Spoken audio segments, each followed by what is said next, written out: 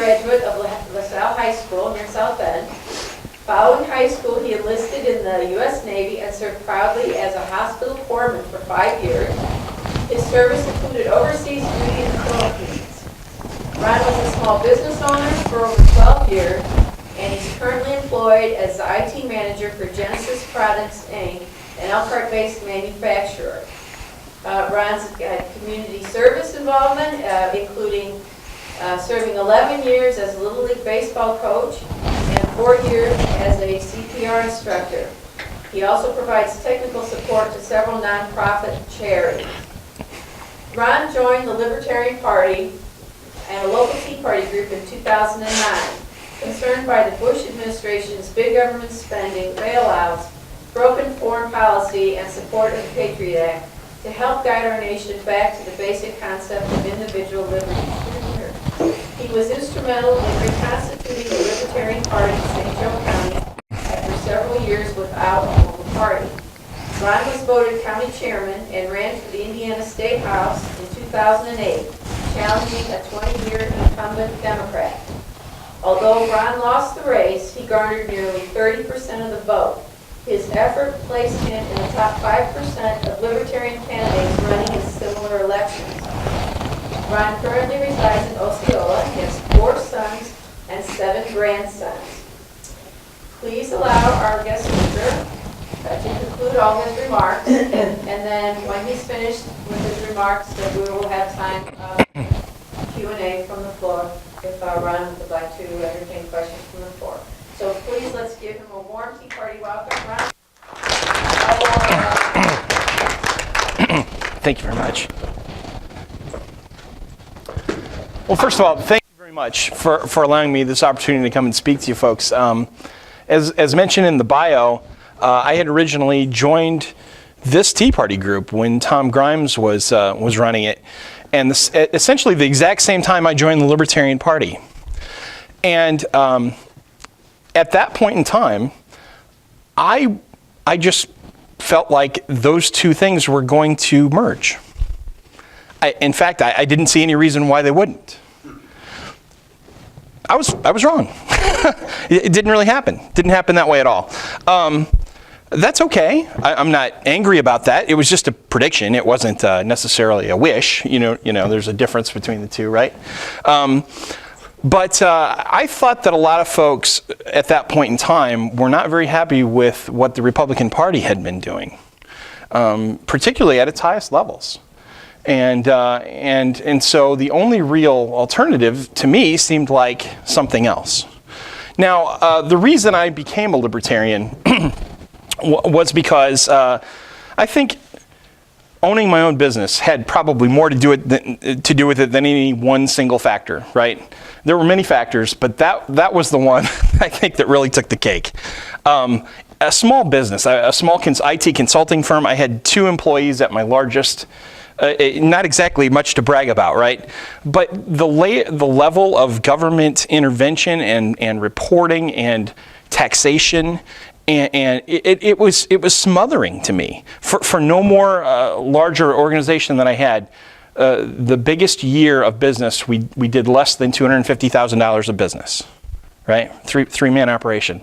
And I was very put off by this. And it was kind of a rude awakening. I hadn't really been too terribly political in my life. I had voted Republican, and the first time I ever voted in my life was for a man named Ronald Reagan, who ran for president. He said things that I didn't realize at the time were very libertarian sounding, right? Things like the worst words of the government are, "I'm here to help," right? Things like, "Government doesn't solve the problem, it is the problem." This got my attention, even as an 18-year-old kid who was new into the Navy. I thought, boy, that really makes a lot of sense. This is the only politician I've ever heard that said things like this, right? And so that really spoke to me. But in any case, when I decided to run for office, because I felt like something had to be done, I had to decide who I was going to run for, under what banner, how would I do this. And I started looking into other political parties because I never was happy with anything the Democrat Party had ever done. And I wasn't particularly happy with the way things were going in the Republican Party. So I looked into some other parties to see what else was out there. And as I read through the Libertarian platform, it really spoke to me. I was really like, well, that sounds pretty good. And then I was pretty skeptical, though, because I thought, these guys are pretty tiny. They haven't really had a lot of success. So they must not really be what they advertise, because this sounds pretty doggone good. And I think a lot of people would really like this. So maybe they're just not what they say they are. Maybe this is a front. Maybe there's some horrible thing going on in the background. Maybe there's some reason why these guys don't have any success, right? So I was pretty skeptical, and I sort of let it go, and I researched some other ones. I looked at the Constitution Party and what they had to offer. I looked at the Green Party very briefly. It didn't take long to realize that I wasn't interested in anything really that they had to offer. But I kept being led back, and I would read that Libertarian platform over again, 2 or 3 times. Eventually, I said to myself, you need to find out more. You need to get involved with these folks and find out what the problem is, because this is what I am. This is the closest of anything I've read of any of these platforms. This is the closest to what I believe. So I met with them, and I found out what they were about, and it turns out it took me a long time to figure out why they're not more successful. But I believe I have a pretty good understanding of why. There's a few reasons, okay? I mean, you have like the stigma of a 2-party system hanging over your head, right? And this is really preventing any other party from having a lot of success, because people just sort of have been ingrained that there's 2 choices, as if there's only 2 kinds of people in the world. There's probably 25 different kinds of people in this room, right? Let alone a political party to represent you all. So that's one of the things that's really going against them. But here's the key. If you're curious why, here's my best guess why. When we talk to folks about the concepts of liberty, and we say to them things like, the government shouldn't be telling you what religion you choose or interfering in your religion, and it shouldn't be telling you what you consume and eat and what you put in your body, and it shouldn't be telling you where to spend your money and how to spend it and what to do with your personal private property that you own. People, they bob their heads like bobblehead dolls. And it doesn't matter really if you're speaking to somebody who considers themselves a Democrat or a Republican or an independent or somebody who doesn't even vote. Most human beings will sit there when you tell them that, and they'll shake their head yes, right? They get it. Why we fail is because most often they'll follow that head shaking with a comment that says something like, you're right, they shouldn't be telling me what to do, but my chucklehead neighbor, oh my goodness, they need to tell him exactly what to do because he believes this, that, and the other thing, and he's crazy. But you know what they don't realize? That's what your chucklehead neighbor thinks about you. Right? I don't mean you in general. I don't mean you personally. I mean generally speaking, right? And so, in other words, the other part of it is that people are passionate. I'm passionate about liberty. I'm passionate about freedom. I'm passionate about human beings left to their, left free to decide their own fate, their own life, and live life in peace. I'm not fans of them intruding on their neighbor's liberty, right? There is a boundary, right? A clear boundary, but you should be as free. I believe you should be as free as you possibly can. And I'm very passionate about that. But other people are passionate about other things, and they are very passionate. There are people in this room, I'm certain, that are very passionate about a number of topics. I don't think that makes anybody a bad person, right, at all, right? What I think starts to lead us down the wrong path is when we say, I'm so passionate about this, and this can be anything. This could be something that the left champions, the right champions, whatever it is. I'm so passionate about this that I'm willing to pick up the heavy hammer of government and hit my neighbor over the head with it because he has to be passionate about it too. Well, even if he's not passionate, he better pony up his money, or he better at least do what I say. This is what we have. I mean, maybe we don't have it in this room. Maybe we don't have it here today. But this, by and large, is what happens when you talk to people about this, right? I got to share one story with you real quickly. It's a little bit off the beaten path, and I'll go through it quickly. My wife and I were happening to be at a party, and for whatever reason, they wanted to talk about politics at this party. And this guy lived in Michigan, and he brought up that he was trying to farm deer. He had, had on his own property, he had big fences installed, and he was, I guess herding or growing or whatever the term for it is, tending and raising deer, right? And the state of Michigan came in and told him that he couldn't do that because deer were wild animals, and that they shut him down, right? And they wouldn't allow him to do this. He was furious, rightly so, right? I think most people in this room would probably nod your head in agreement that I would be furious as well, right? Not 10 minutes later, that the topic had changed to farm subsidies, right? And I had mentioned that I didn't think farm subsidies were a good idea. I thought that the free market should determine the price of goods sold, and that any intervention from government into the free market is illegitimate and inappropriate. And the guy flipped.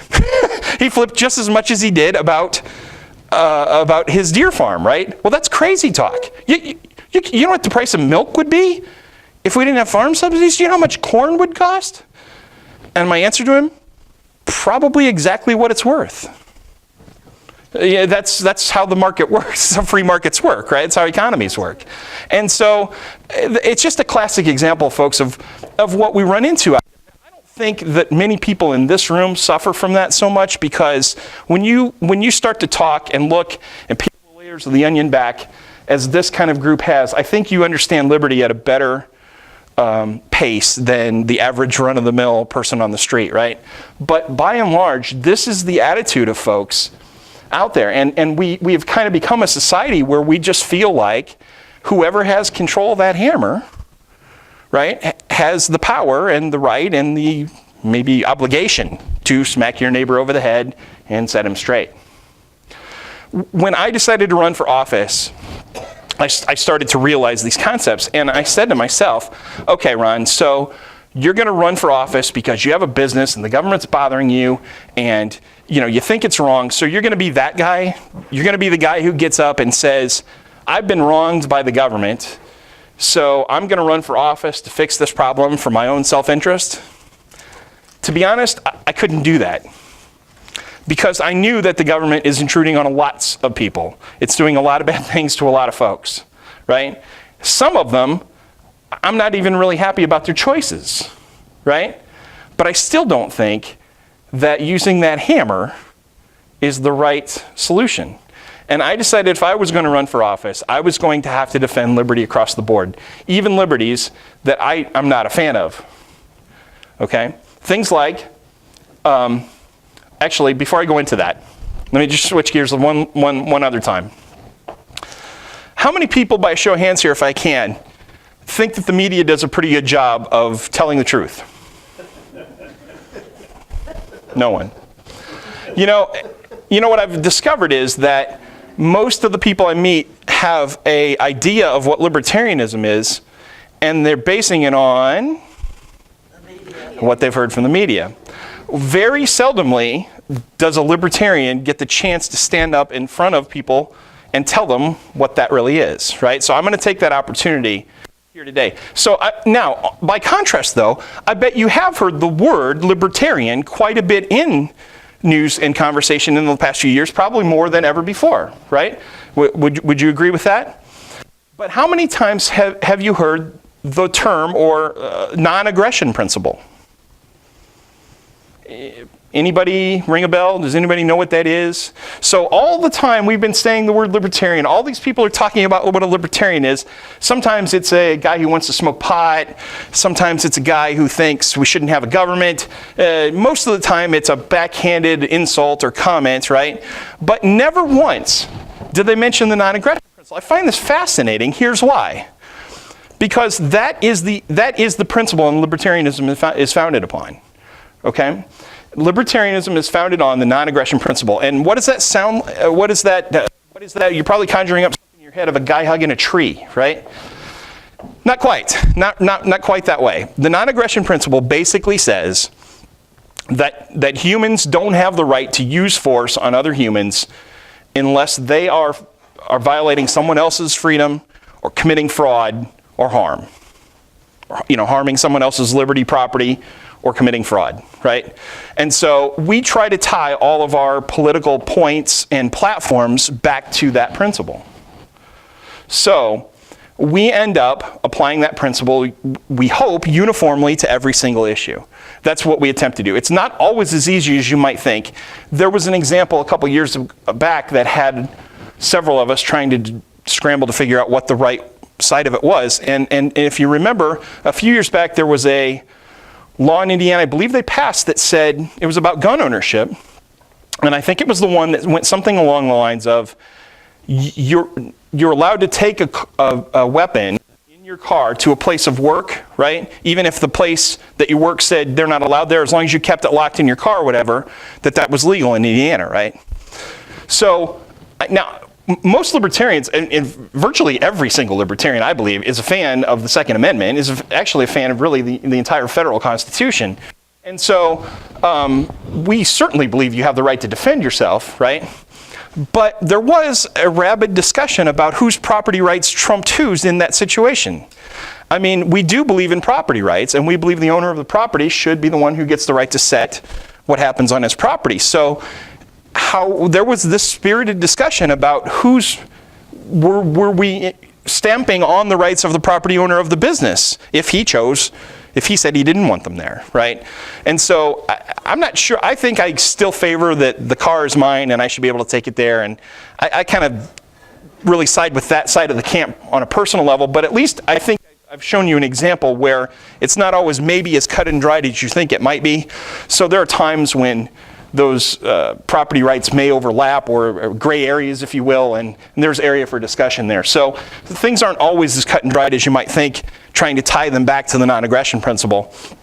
And so anyway, I just think it's kind of fascinating that no one ever mentions that no one ever mentions that's what we tie our policy back to. And it's fascinating to me that you hear the word mentioned, libertarian, all the time, but no one speaks of that, right?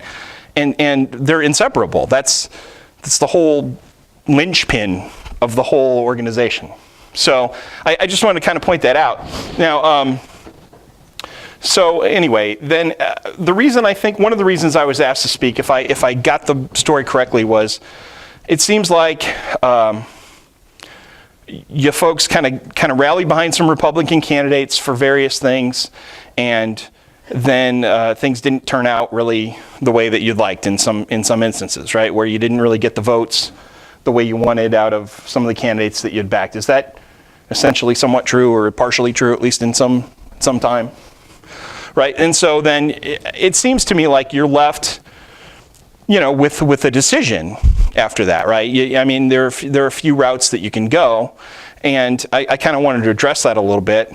So it seems like, you could just continue on supporting those same candidates, or the same party that puts those same types of people, and take the next one in line and try to continue working that route. When I was first involved in this Tea Party group, this group right here, and I mentioned things like we should be looking at either running our own candidates or joining another party that's more aligned, or trying to work outside of the traditional system, I was shut down. Too many voices. The voices said things like, "It's a two-party system. You got to work in the two-party system. You can't work outside of the two-party system." And things like, we don't have time. We don't have time to build another party and challenge, because we're at the precipice of falling off the cliff, and there's a real urgent thing going on right now, and if we don't set this thing straight, we just don't have the kind of time that it takes to get there, right? Well, my argument back, which failed, was, all right, but if you go down that path and you go 4 years or 6 years or 8 years or 10 years and you don't get any traction really, then you've lost 10 years that you could have been fighting outside, right? And so my fear at the time was that what they were going to do to you was say, we're going to do what you ask. We're going to listen to you, and we're going to do this. Come on in, right? Come on in the group. And then when it comes down to brass tacks, when the rubber hits the road, what they're really saying is sit down, shut up, pull the lever, and take what we've put on the platter, right? And in other words, I just don't feel you can be as effective from the inside as you can putting pressure on from the outside. Because if you're in the inside and they haven't put the right candidate out, or the candidate's not doing the right thing, what are your choices? If you only have two possible choices, they know you're not going to pull the Democrat lever. And I don't blame you. I mean, I don't want to do that. It'd be horrible, right? So they gotcha. They've just gotcha, right? And so at that point, they can do whatever they want. And to me, the more effective strategy was to make them win your vote, make them earn it, show them that you are serious, that you will vote for something else, that you will vote for a fiscally responsible candidate.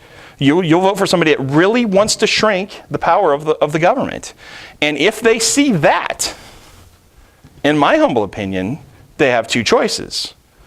They never win again, or they start voting liberty policy. I realize that that's one man's opinion. And I've been largely standing alone with it for quite some time. I get that. I understand. But it's still my contention. And so I decided to work on building the backup plan, if you will. If the Tea Party was not going to try to run its own candidates or to make an opposition party on the outside, they were going to try to work within the system. I made the decision to say, okay, that's fine. I'm going to work on the backup plan, because the more I can do to get people involved in libertarianism and voting for liberty candidates, and the bigger I can grow that organization, and the closer it becomes to becoming a challenger, the better off it is for you guys if and when you finally decide that these guys aren't going to do it for you, right?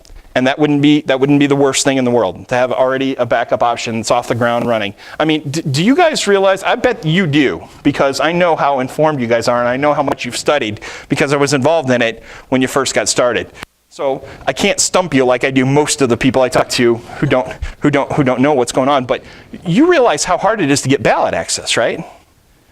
I mean, you guys have looked into this? I mean, it's not easy. It's a lot of work. It's almost rigged against you, and it's doggone impossible. Somehow the libertarians pulled it off long before I ever saw it. I can't take any credit for it. They did it before I ever walked in the door, okay? I'm not sure how they did it, but somehow they did, and they've maintained it since 1994 here in Indiana by getting at least 2% of the popular vote for Secretary of State. That's how you maintain what they call minor party status. And does anyone else here who may not be a libertarian but still finds it funny that we have essentially Jim Crow election law? or more like separate but unequal election law? Do you realize we have election law that pertains to Democrats and Republicans, and then another set of election law that pertains to minority parties, which the Libertarian Party has qualified for, and yet another set of election law for people who don't have a party at all? Like different laws and different rules and different ways to be put on the ballot, right? And so that in itself should be somewhat suspect, don't you think? Isn't it also convenient that the primaries are really an extra, essentially government paid for commercial for their candidates, right? That libertarians and other independents and other parties are not allowed to participate in. We can't have a primary. We can't run a primary. We can't put a candidate in a primary. We have a completely different election law.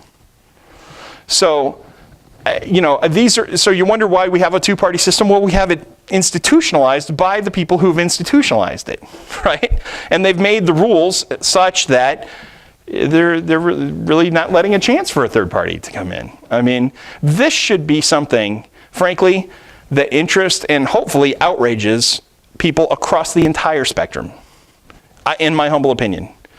And that's what we have. And so we're working on things like trying to get rid of lever voting, one single party voting, which we think is a detriment to good elections. And actually, I worked with Deb Fleming on that when she was the St. Joe County chair here, and we were in agreement that we thought that was a bad idea. And but she acknowledged at that time that there were plenty of people inside her party who didn't want to get rid of it. They were quite happy with it. It tends to be the party that has domination in an area tends to love it. Okay, the Democrats in this area love it. The Democrats in southern Indiana, not so much, right? They don't like it at all. And so it tends to favor the incumbents or the stronger party in an area. And in my race that I ran in 2010 against Craig Fry, does anybody met this guy in person? He's a really nice guy. Anyway, Craig Fry was a 20-year Democrat incumbent, and I challenged him in 2010. There was no Republican in the race. I ran as a Libertarian. There were about 11,000-ish votes cast. I didn't write the numbers down and carry them around with me, but I still remember the approximate totals. He got about 7,000 votes. I got about 3,000 votes. And there were the rest, 1,000 to 2,000 votes, where people had went in and pulled a Republican lever and left. So even if I fancy myself that I could have captured all of those votes, which I don't think I could have, because I know that there are some people who, if they looked at a ballot and they said there's only a Democrat and a Libertarian running, I'm not voting. That's fair enough, right? I can't assume that I could have got every single one of them. Even if I would have gotten every one of them, I couldn't have won the race. But what a tragedy. Okay, I had a lady call me who found my website after she had voted absentee, right? She called me and said, oh my goodness, I didn't know that there was no Republican running. I looked at your website. I want to vote for you. I marked solid Republican ticket on my absentee ballot. Can you help me? I said, as much as I'd love to, I don't think there's anything at all I can do to help you. You've already cast your ballot. I don't think there's any going back, but you'll have to check with the county clerk or whatever and see if there's anything you can do about it. And it turns out she got back to me and said that she was not allowed to change her vote. She could have come in earlier before they counted. Well, she claimed that they told her that she couldn't. How about that? Now, would you imagine that somebody in the St. Joe County voting office would give someone the wrong information? I can't imagine that would ever happen. But in any case, so would I make a pitch for you all to consider, working with us, joining with us? Of course. I told you I thought that's what would happen. I also told you I was wrong. It didn't happen. I don't think it's impossible. I don't think it's off the table. We're struggling. I mean, we're growing, but we're struggling. I mean, 4%, 5% in elections is pretty good growth when you were getting 2% a couple years ago, right? So, I mean, we're growing, we're doing okay, but we have trouble finding candidates. We have trouble finding good candidates. We've actually been burned twice by candidates who told us one thing, and we don't really have a great way to vet them. I don't know if you noticed or not, but if the Koch brothers are funding the libertarian wing of the world, they're not writing any checks our direction. We hardly have any money. I'll be completely honest with you. We have 150 probably people across the state who donate on a monthly basis to the Libertarian Party. And okay, that's good, but there's a lot of people in the state, okay? That's not a lot, right? That's not a lot of money. We don't have deep pockets. And so we want to vet candidates. How can we vet them? We don't have the resources. We have to take somebody at face value. If somebody walks in our door, says, I'm a libertarian, walks the walk, talks the talk, and says I am, and wants to run for office, we don't really have any way to vet them. You know what I mean? And we either accept them at face value or tell them no, and then we don't have a candidate at all. We're sort of between a rock and a hard place at times, right?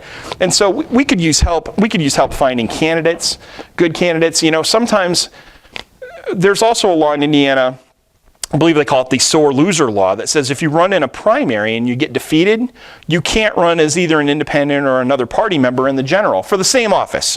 for the same office. At least you can, I think, for a different office. So if you guys, for instance, had a candidate that you liked and you wanted to primary them in the Republican Party and they didn't win the Republican primary for whatever reason, they couldn't run as a Libertarian for that office in the fall election, right? And so I don't know if that's something we need to change or not. I don't know. I'm not sure. There are probably pros and cons to that. I'm not sure I even really have an opinion. It's just one of the things that it's kind of quirky about the election law. So, but we're going to do our best to find better candidates, good candidates. Being fiscally responsible is at the top of our charts. It's like if you are a redistribution of wealth person, even if you agreed with us on everything else, that's not going to work. Okay, that's like at the top of the importance level for us, right? And so, we're just not going to run somebody, at least to our knowledge, right, who is for Marxist redistribution of wealth or doesn't promote property rights. It's just not going to happen. So we could definitely use help in that area if you know people who might want to run or you think would be a good candidate. We could certainly use that kind of help. And even if we can't, you see, also I'm here speaking as the chairman of the Libertarian Party. So obviously the things that I'm kind of alluding to have to do with actual political work, meaning running candidates, winning elections, changing law. There's a whole nother part of libertarianism that's about outreach or whatever. There are other avenues and groups that do that, things like the Cato Institute, things like the Advocates for Small Government. There's a number of these organizations that kind of do that, and we need all of that. We certainly do, but I have chose to work in the political part of the wing. I actually would love to do all of that kind of work and try to do it all. Of course, I try to do it all, and I fail, right? Because I'm not good at everything, and I can't do it alone. But of course, I want to do all of that. But in any case, even if we can't get to the point where you think the Tea Party group would be interested in running Libertarian candidates or backing a Libertarian candidate, even if we can't quite get there, I am absolutely certain, and we definitely are interested in working together on issues where we are solidly lockstep together. So, will we get behind the Republican candidate who says that? Probably not. We would hope that he's telling the truth, or he or she is telling the truth, but we probably wouldn't go stumping door to door for them. At least, the political action group that we have, we are going to work within the party that we have, right? However, if there is an issue where you're doing activism or a protest or a display or whatever, and it's an issue that we're lockstep on, and I gotta believe that that's probably in the 70 percentile to higher, if not 90 percentile with this group. Maybe even higher than that. I don't really know, to be honest, but I'm pretty sure it's pretty good, okay? And so we definitely want to be doing that. And that, in fact, is going to be our strategy moving forward. We've realized that we probably squeezed every drop of libertarian goodness out of every true libertarian that's actually in this state. And you know what I mean? And we can't keep going back to that source and saying, you got to dig a little deeper because we're still not winning. You know what I mean? There's only so many of us, and there's only so much that we have. We are going to focus over the next 2 to 4 years on outreach to other groups who are either single issue or multiple issue in line with us. And we are going to try to forge alliances to them and let them know, at the very least, if the candidate that you think that will deliver is telling you they're going to deliver this thing to you, we actually will. And if they don't, keep us in mind. Consider us as your vote, because we definitely are going to try to deliver every single thing we say. So that's kind of the message that I have in general when it comes to that. And I kind of explained the non-aggression principle a little bit and gave you a little bit about my history. And I don't want to ramble on all night. So I'm basically going to stop there and then field questions from you folks. I know Jeff has a few. He called me and told me he had some before it ever got started. You want to start? All right. Why don't you start with the one you asked me? Are we progressives? Oh, I was going to ask you. Right? No, I called you up and asked you if you campaign for Hillary. Oh, yeah. No, Gary Johnson more than likely. Well, I'm going to tell you what, I'm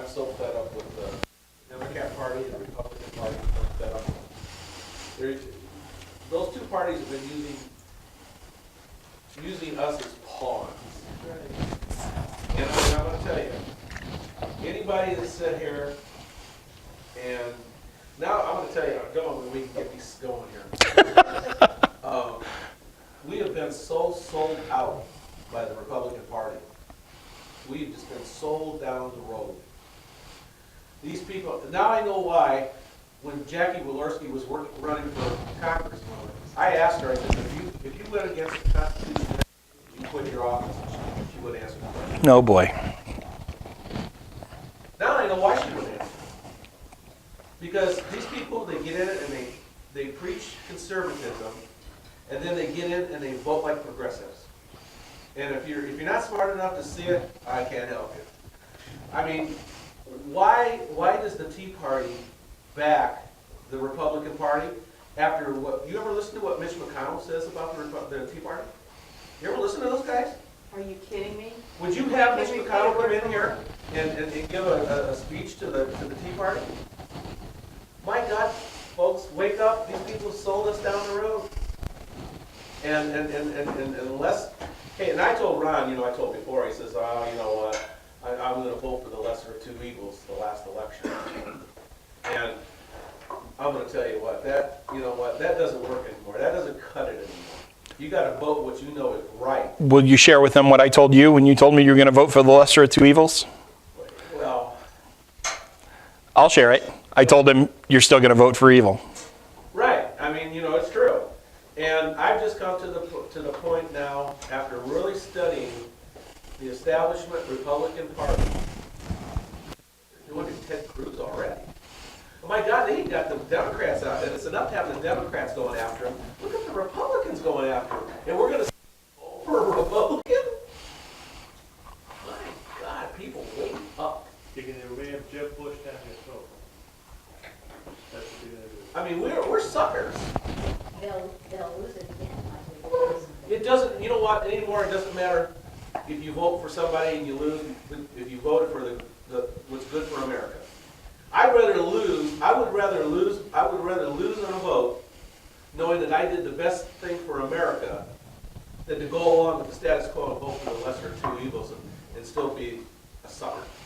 I'm a pretty competitive guy, Jeff. I used to play a lot of sports. I know you can't tell by looking at me now because I haven't played in quite some time, but I used to be pretty competitive in everything I did. When I ran for office, despite the odds and despite what I knew was going to happen to me, I wanted to win that race. Okay? I put everything I had into that campaign, and I knew something. I'm not an idiot. I knew I wasn't going to win, but I wasn't going to let that stop me from trying. Okay? And I went to bed that night, beat 70 to 30%, right, in the polls, and slept the best sleep of my entire life. Okay? I've never been more defeated and more happy at the same time, right? Knowing that I finally got out of my basement, I finally got off the internet, I went knocking on people's doors, I spread the message of liberty, I told everybody I could who would listen to me for 30 seconds why I thought we needed to change what we're doing and get back to liberty values and the principles that this nation was founded on, and I felt pretty doggone good being a loser. I would have felt a heck of a lot better winning, right? But I still felt really good and slept the best I could. The leader of the Elkhart County Tea Party did after the last election. He came up to Ron and accused Ron and the Libertarian Party of ruining the election for us. Actually, a couple of them condemned my mortal soul to hell Yes. in emails. Shame on you. Because Mark Vogel kept Jackie Walorski from winning in 2008, or no, 2010? 2010. Yeah. And we gotta be Americans first. And quit being cattle and sheep for the Democrat and the Republican Party. Now, you notice, Jeff, you're taking a little bit different tone than I did, right? And I can do that. I know you can, and I just want you all to know that even if I felt exactly like Jeff felt, I wouldn't take that tone with you. I think that's the libertarian in me, right? I realize that not everyone's going to agree with me, and I can't grab the hammer and smack you over the head and tell you that you should. And I won't. So can I Right? propose a strategy where you could really teach them I was going to ask, is there a website we could visit to get the libertarian platform? Yeah, I'm glad you asked. LP.org. LP.org. This has the very same platform on that pretty much hooked me in, right? And I can tell you all in confidence that they really do mean it. The folks that are behind it, it's not a facade for something else or some fake thing. They pretty much live, eat, and breathe it, and it's real. And so, I had some people also want to share with you. I know that there's a lot of conservative roots in this room. There's absolutely nothing wrong with that.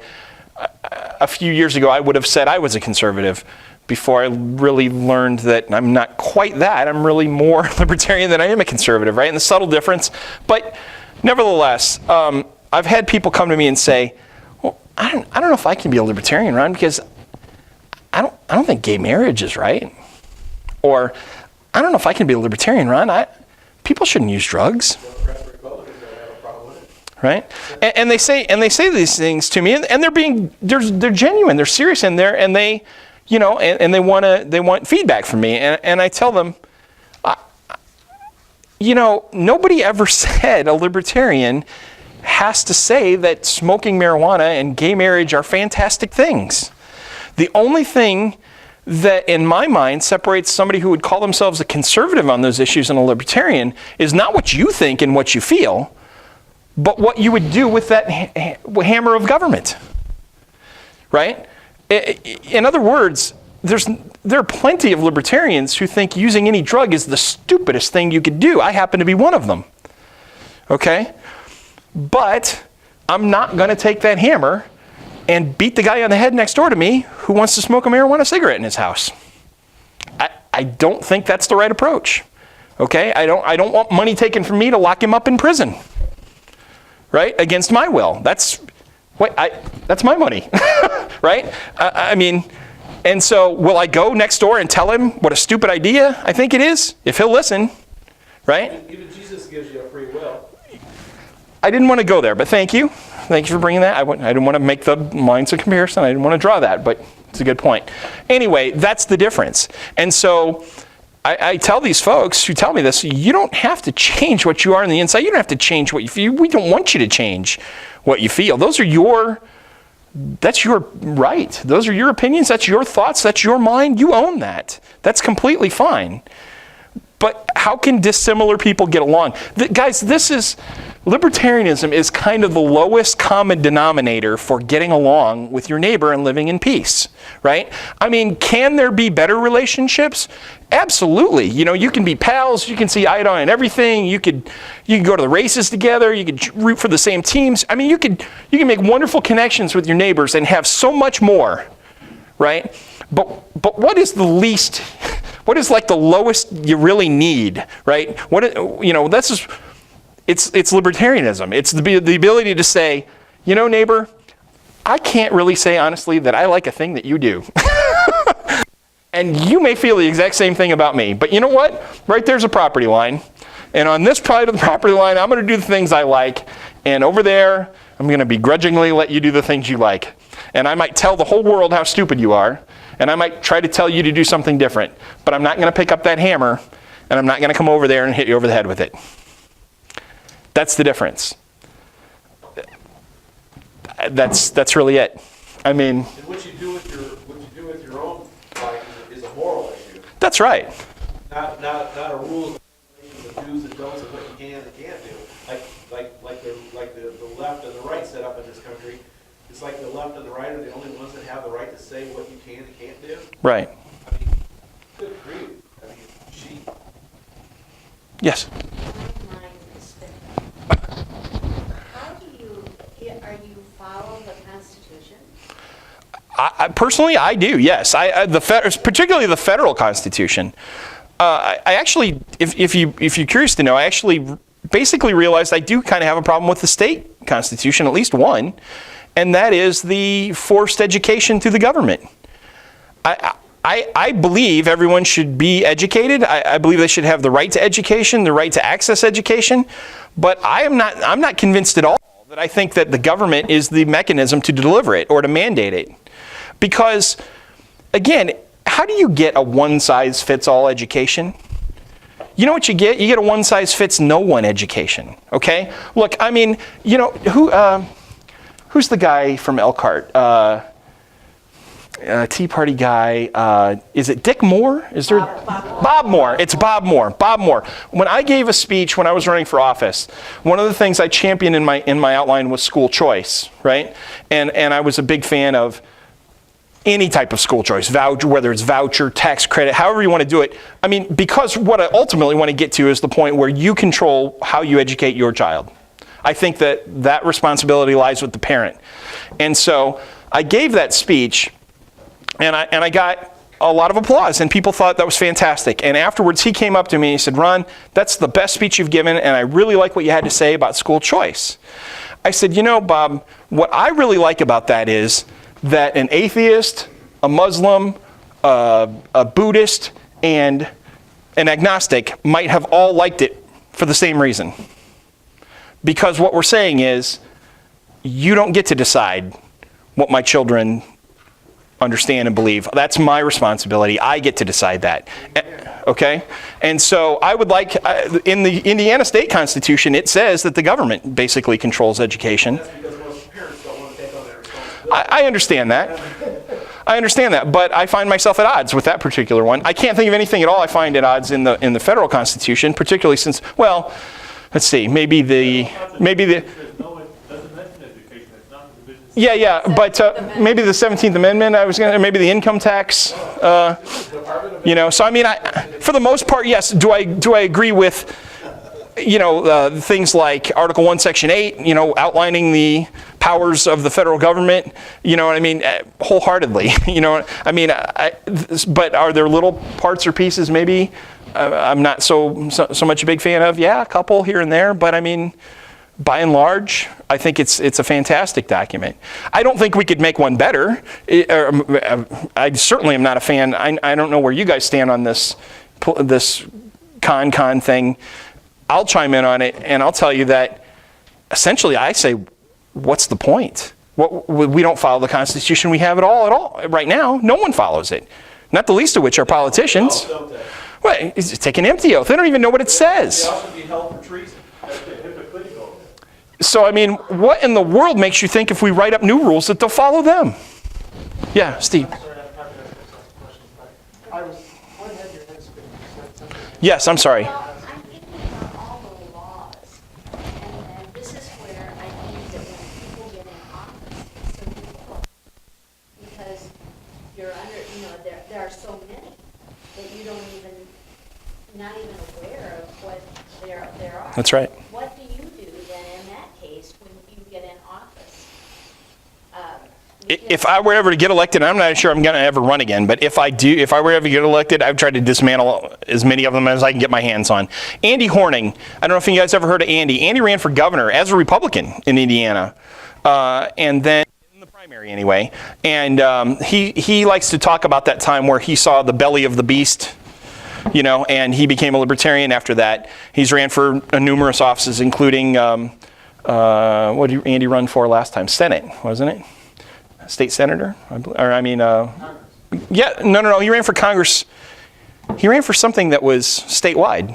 Anyway, Andy has a saying, right? And I love this. It's so simple. Laws should be few enough that we know them all, simple enough to understand that we understand them, and easy to enforce. Kind of like the IRS. You know, I mean, can you imagine the concept, like what you just said, of so many laws that you can't even you can't know that you're following them all? Look at the tax code. Every single year, I'm forced to sign a tax return that says I did my taxes to the best of my ability, and I have no idea if I really did or not. And I think at any time they could come to me and say I didn't and haul me off to jail. In fact, in one of these days, I absolutely expect it. Well, I never got audited until I ran for office. I had my business over 9 years. Not once did I get audited until I ran for office. And then, magically, they appeared. Okay? Nothing. They didn't find anything that time, but they sure did come. And they kind of let me know that they'll probably be seeing me again. Yeah, in kind of a nice little nasty comment. right? And I wasn't even nasty with the person. I was actually very nice to the person who actually came out to do the audit, despite not really wanting to be. Yeah. Well, if you run a Tea Party group, you will be audited. If you Yeah. do anything associated with the Tea Party group, you will be Yeah, audited. I know that you were targeted. Yeah. It will also be followed by Homeland Security, so Yep. don't go there. But, There's a memo by Lois Lerner. Yeah. so just a few things. The Libertarian Party, essentially Ron Paul, and the Tea Party shifted the whole conversation to the right. Those two groups together pushed the conversation towards spending, a conversation they'd never been having before. Right. Was a shift to focus on spending. And that took the Tea Party and the Libertarians to move the conversation that way. That's a monumental achievement. Monumental. The Tea Party started in 2009 and as taking a grassroots approach. Just to give you an example, the Tea Party started primarying people who were not living up to their promise. And in Mississippi, McDaniel, the GOP had to get Democrats to the polls so the incumbent could win the primary. Cantor was gone in the primary. That's how far this movement to the right has helped. And the Tea And they've countered it by demonizing the Tea Party to try to shut them up. I'll let you speak when I finish give the floor to you. So the Tea Party then has been working at the grassroots level, and there are many Tea Parties that back Libertarian candidates. I hear them talk about their candidates every Sunday night. There are areas where the Libertarian is absolutely the way to go, and they go door to door for the Libertarian candidates. The Tea Party doesn't. They're looking for the best person. They don't care where that person is. What the Tea Party also has decided to do is they can't become another party. They don't feel like they have that within them. But they have started moving into the Republican Party and co-opting it. I just heard Sunday night that the Tea Party in Colorado has assumed the GOP chair in the state of Colorado. And they have all the GOP executive offices. All the positions are Tea Party members. And it's starting with Tea Party people becoming precinct committeemen. There are the other Tea Party groups that just start going to the Republicans meetings, and they've taken over the local Republican groups where the Republicans are not responsive. So the fact that we're being targeted, the fact that you're targeted, the fact that the targets both of us means we're effective. We are Right. influencing the direction. And so look at Matt Bevin primarying McConnell. So it is hard. And the thing that has actually helped the Tea Party the most is that you have to have a narrow focus and you have to stay with it. You'll get more people involved if you keep your focus limited and you don't worry about the social issues or any of that. So the Tea Party is personal freedom, economic freedom, debt-free future.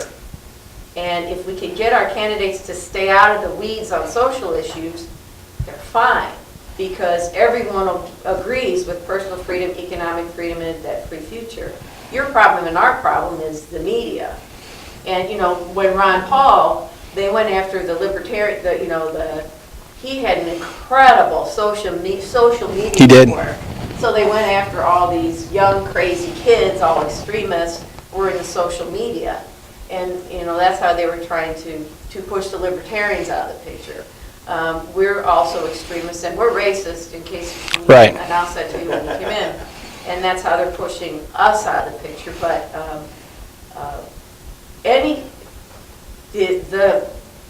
the more robust the Libertarian Party is, the better it is. The the better effect it'll have on Republicans. I think that's right. When they feel forced to have to stick to their guns or they'll lose. So very excited about the Libertarian Group. Was very interested in hearing about you, and we would love to partner with you. There's so many issues. We hate the IRS. Yeah. There's so many. I mean, usually tax day we're out there waving flags and talking to Homeland Security, but there are issues where we would be very interested in pooling our efforts to go after something, especially on the state level, if that's, Sure. if that's what works for you guys. So please keep us in mind, and we'll keep you in mind as well. I'd just like to leave you with one last thing, if I may. Libertarians no longer see the political diagram in America as left to right. We really don't. We see it as up and down. We see it as government control or liberty, right? And I think that if you look at it in that light, you're more likely to end up where I am today. That's all. Just wanted to share that with you. Thanks, folks. All right.